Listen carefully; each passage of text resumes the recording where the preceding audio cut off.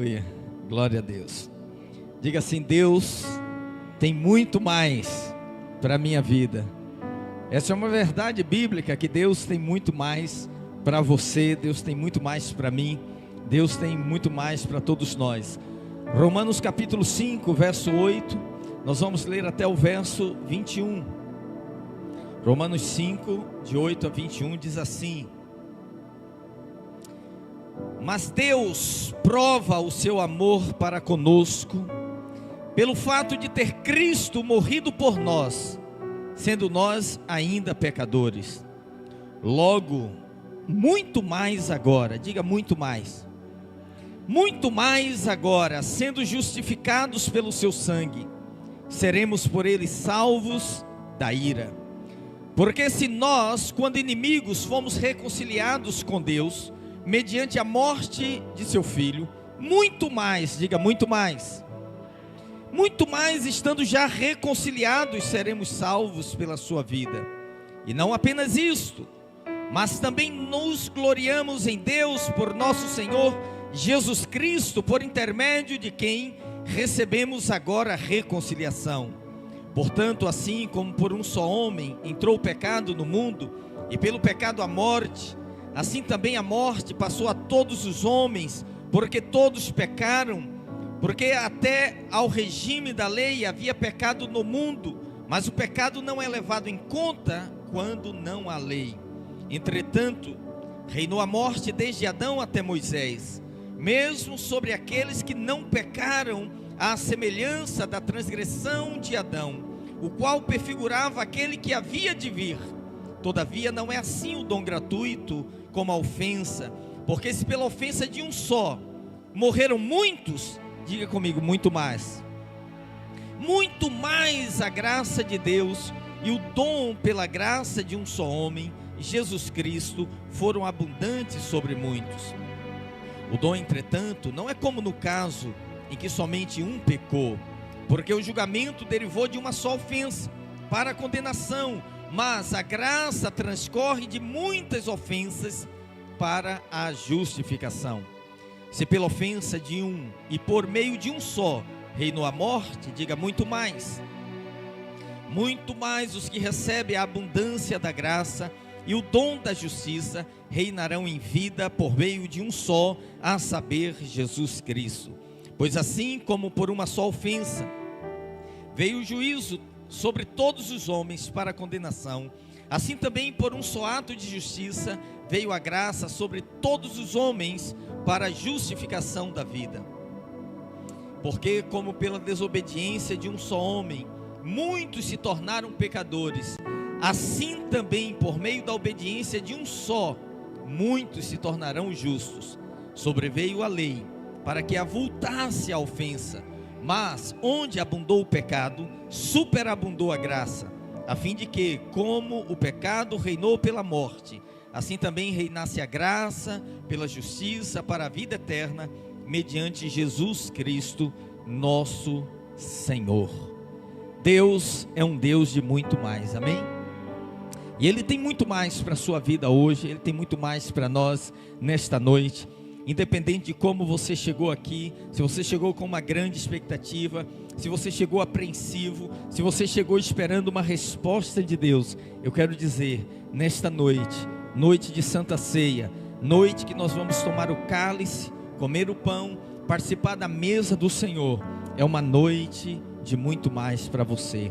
Pai querido e amado, bendito seja o teu nome, a tua palavra é eterna e o teu reino jamais terá fim. Senhor, nos curvamos diante da tua palavra, queremos ouvir a tua voz.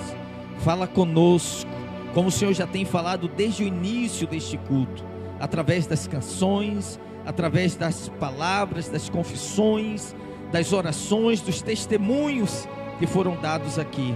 Obrigado, Senhor.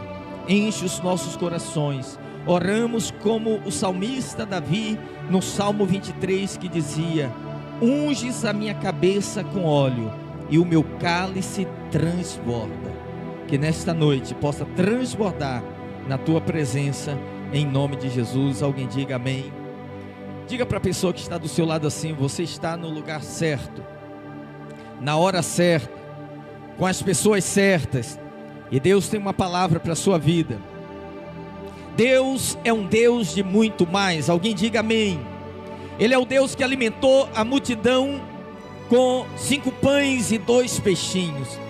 E a Bíblia diz que Jesus ora, dá graças, multiplica o pão, multiplica o peixe. E João faz questão de relatar o seguinte: comeram tanto quanto quiseram. E se alguém quisesse mais, pastor, tinha muito mais, sobraram 12 cestos cheios. Deus é um Deus de muito mais, e a gente vê isso na pesca miraculosa, quando a Bíblia diz que Pedro passou a noite toda e nada pescou, mas agora, sob a palavra do Senhor, lance a rede do lado direito. A Bíblia diz que ele lança, e são tantos peixes, muito mais do que o seu barco podia suportar, de maneira que tiveram que vir os barcos dos amigos, dos colegas, para ajudá-lo a recolher tantos peixes. Ele é o Deus do Salmo 23, que diz: a minha cabeça é ungida com óleo, e o meu cálice transborda. Você sabe o que é o cálice transbordante? Na cultura judaica, quando alguém recebia, um anfitrião recebia um visitante em sua casa, e a presença desse hóspede o agradava, então ele servia um cálice para ele com vinho. E quando ele percebia que aquele vinho já estava no final, ele vinha ali e completava. E quando ele bebia um pouco mais, ele completava mais ainda, querendo dizer: não saia da minha presença, não saia da minha casa. A Bíblia diz que o salmista Davi orou dizendo: unges a minha cabeça com óleo, e o meu cálice transborda. Deus quer que você permaneça na sua presença, amém? Ele é o Deus que Filipenses diz assim: Ele dá muito mais do que pedimos ou pensamos, não segundo os nossos recursos, mas segundo o poder dEle que em nós opera. Então, não somente Deus tem aquilo que nós necessitamos, mas Deus pode fazer transbordar, multiplicar, sobejar na nossa vida. Conta-se que um homem sonhou que ele tinha morrido e chegado aos céus. E ao chegar aos céus, ele foi recebido por um anjo. E ele disse: anjo, eu queria conhecer, você pode me apresentar o céu? Ele disse: prontamente. Entraram por um corredor, e naquele corredor estava cheio de salas. E o anjo abriu a porta de uma sala, e ele percebeu que naquela sala tinha estantes, do chão até o teto. E naquelas estantes, muitas caixas de bênçãos. E ele falou: o que é isso?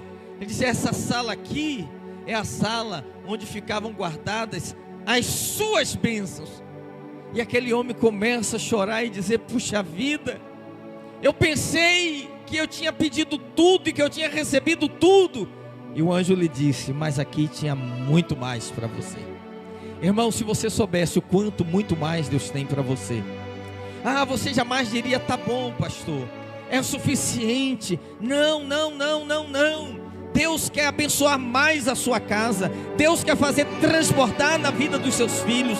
Deus quer multiplicar o trabalho das suas mãos, o prazer no seu casamento. Deus é um Deus de muito mais. E nesse texto aqui, Romanos capítulo 5, nós vamos encontrar diversas vezes o apóstolo dizendo: era assim, mas agora muito mais. Então Deus tem muito mais. O que vai determinar o quanto que eu recebo? O canal. Eu posso ter uma caixa cheia, mas se a saída for pequena, vai sair muito pouco. Pastor, como é que eu alargo esse canal? Crendo, confiando, declarando, acreditando que aquele que prometeu é fiel. Amém, glória a Deus. Quantos muito mais nós vamos encontrar aqui? Primeiro, diga assim: muito mais amor. O apóstolo Paulo afirma que antes de sermos salvos, ele já nos amava. Olha como que o texto é claro, irmãos. Romanos 5, 8 e 9 diz: mas Deus prova, Deus prova, Deus está provando o seu amor para conosco, em que Cristo morreu por nós, não quando éramos pessoas direitas, não quando fazíamos tudo certo, não quando a gente não gerava tristeza para o seu coração. Ele diz, ele decidiu nos amar quando nós éramos pecadores. Você era aquele homem torto, que morava numa casa torta, a vida era toda torta, o caminho era torto, tudo era muito torto. E um dia aquele homenzinho torto, a Bíblia encontrou, e tudo que era torto, Jesus endireitou.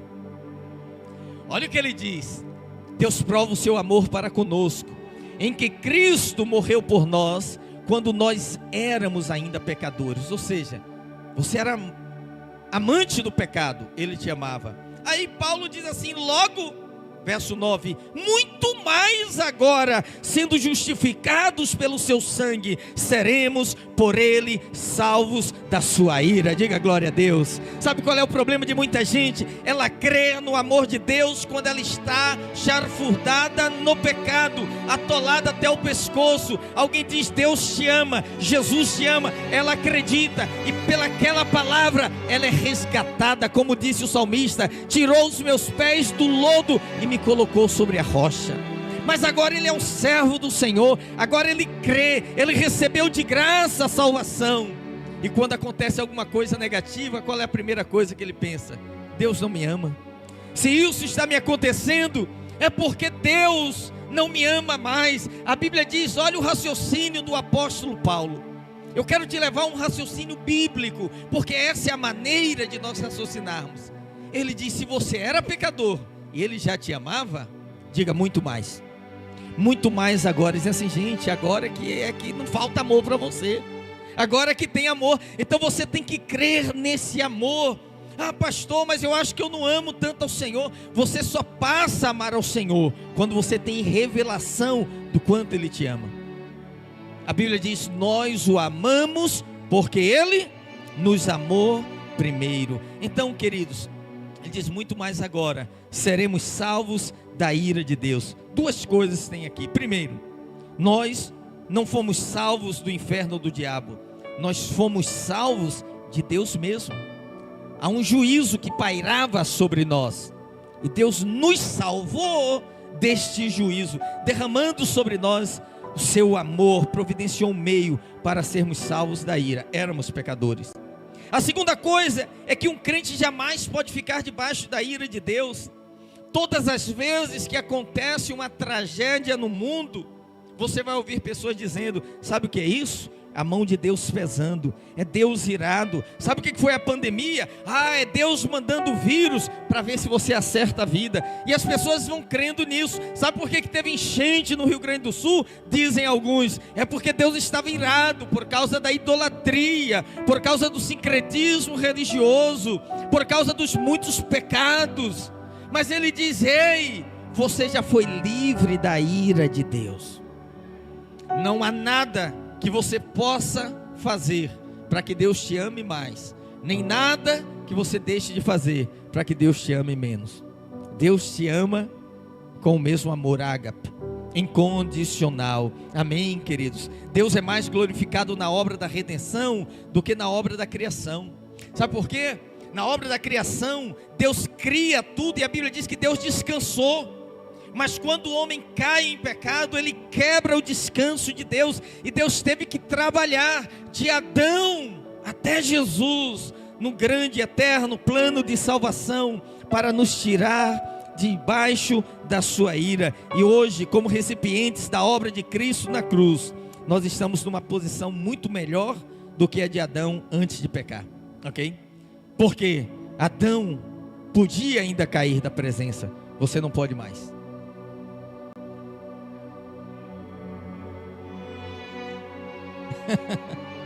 Adão, antes de pecar, ele pôde perder a presença. Você não pode mais perder a presença, porque a presença habita em você. Deus é Deus residente. Pastor, o senhor não tem medo de falar isso? Não, não tenho. Sabe por quê? O que nos causa maior constrangimento não é a ira, é o amor. Sabe o que nos causa constrangimento? É você saber que você tem um Pai que te ama ao extremo. E que um Espírito que habita em você, e que não importa onde você vá e o que você faça, Ele está ali com você. Por isso o apóstolo Paulo diz: o amor de Cristo nos constrange.